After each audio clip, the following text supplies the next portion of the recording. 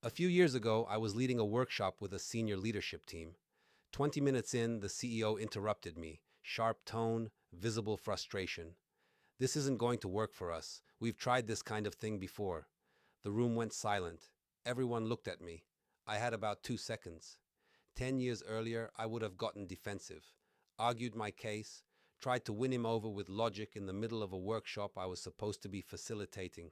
I would have lost the room and probably the contract, but that's not what came out of my mouth. What came out was, "That's useful.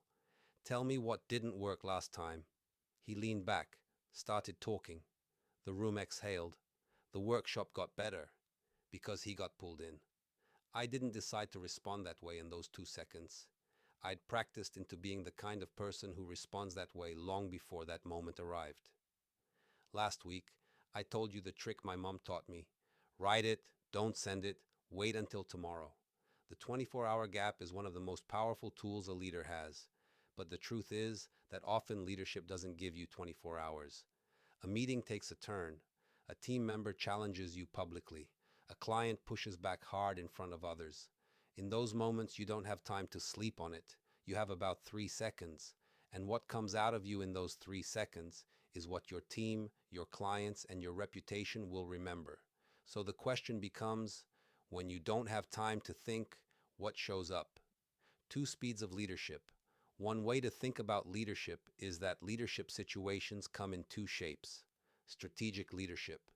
This is when you have time to tackle uncertainty in different ways in order to exercise leadership. You can gather information, analyze, plan, consult others, use a framework. You can carefully think about your next step, your next move, prepare for a meeting, structure a campaign. Reflex leadership. These are split-second decisions when you have no time. You're in action, maybe in a meeting. Something happened. The room is watching. You have to respond now. This is what most leadership advice misses. We talk about decision frameworks, mental models, structured thinking, and all of it is true for the strategic side, and it can definitely prepare you to react better in the moment. But often under pressure, you don't have time to consult a framework. You fall back on whatever is already wired into you, your leadership reflex. There's a saying in the military that captures it perfectly. Under pressure, you don't rise to your standards. You fall to the level of your training. The same is true in leadership. Your reaction is already decided. Your reaction in a high-pressure moment isn't really decided in that moment. It was decided long before by your habits, your triggers, your patterns, the version of yourself you've practiced into existence over years. When the pressure hits, you don't get to choose who you are. You get whoever you've been building. If you've spent years reacting defensively when challenged, that's who shows up when someone challenges you in a board meeting. If you've spent years avoiding hard conversations, that's who shows up when the moment requires one in real time. Conversely, if you've spent years practicing asking good questions, speaking with care, holding your composure when others lose theirs, that's who shows up when the room is watching. Your split-second leadership reflexes aren't accidents. They're the accumulated residue of every choice you've made until now. The hidden third skill. There's a third skill most leaders never learn, and it's what separates good split-second leadership from great. It's not strategy. It's not reflex. It's the buffer between the two. When you train yourself to recognize the moment you're being triggered before you respond, those 2 to 3 seconds become a different kind of space, wide enough to deploy your reflex, wide enough to notice it, and in some cases, wide enough to bring your strategic leadership into the reflex moment. That's when leadership stops being binary, strategic or reflex, and starts being something more powerful, strategic reflex, the fast, trained response with awareness layered on top of it. How to train your reflex. The way you prepare for split-second decisions is by doing the work in the moments when you do have time. Two strategies.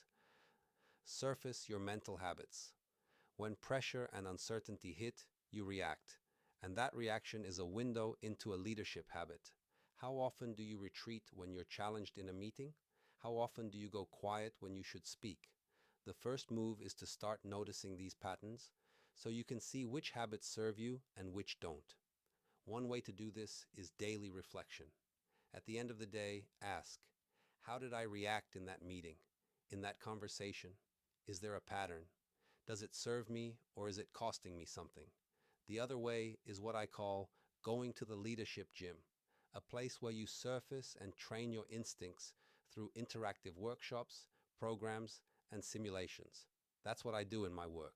Design and run programs that are leadership gyms, where people can catch their habits in motion and decide what to keep, change, or discard.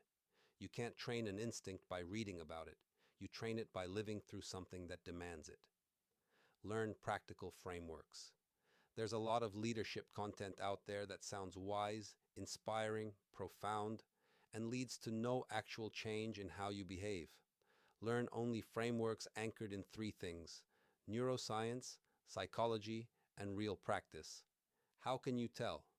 First, check if the person teaching it is actually a practitioner, someone who's used it in the real world. Second, take a piece of the framework and try it out. If it doesn't shift your mindset, your habit, your practice, your behavior, and if you can't see clearly how to apply it, it's probably a waste of your time. The two-speed leader. The best leaders I've worked with operate at both speeds. When the situation allows, they slow down. They use the gap, they consult others, they analyze to get to the root causes, they protect themselves from their own reactivity.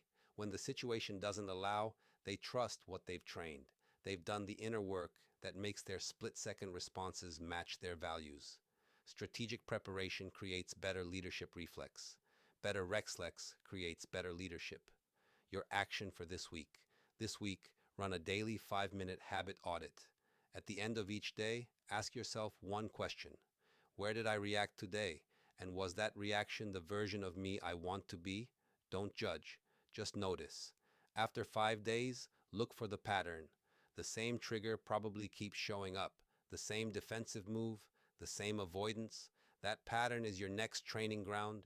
You can't change what you can't see. Once you see it, you can start to choose differently, slowly, deliberately, until the new response becomes the automatic one. Remember, when the room turns to look at you, what shows up is everything you've been practicing until now. Nicola, thanks for reading. Please reply at any time with questions or feedback. When you're ready, here are a few ways we can help. Work with me. 1.1. Book a coaching or strategy session to help you achieve your goals for 2026 and beyond. Book me for your next keynote or event. Not just another keynote, it's a highly interactive and storytelling experience. Courses and workshops. We can deliver a specific workshop, help you create a new leadership program in your company, or enhance the one that you already have with our advanced frameworks and action learning pedagogy